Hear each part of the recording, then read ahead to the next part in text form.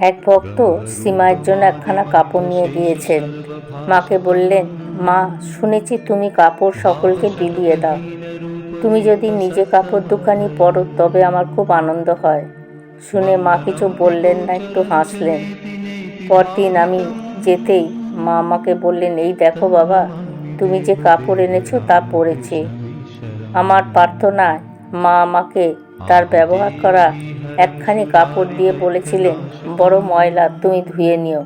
আমি বললাম, না মা, তুমি যেমনটি দিয়েছো ঠিক তেমনটিই রাখবো, ধোপার ঘরে দেব না। মা বললেন, আচ্ছা, সেই ভালো। একদিন মা খেতে বসেছে, আমিও দেবেন্দ্র এমন সময় সেখানে উপস্থিত হলাম। মা বললেন, প্রসাদ নেবে? আমরা উভয়েই হাত পাতলাম। নিজে মুখে একটু দিয়ে আমাদের হাতে প্রসাদ দিলেন। হাত থেকে পড়ে যায় দেখে মা নিজেই বেশ করে চেপে দিলেন। মায়ের ব্রাহ্মণ শরীর, আমি কায়স্থ, কোনো বর্ণ বিচার নেই। আমার হাতে দিলেন, পরে নিজে খেতে আরম্ভ করলেন। আমাদের দেখতেন ঠিক যেন নিজের ছেলের মতো।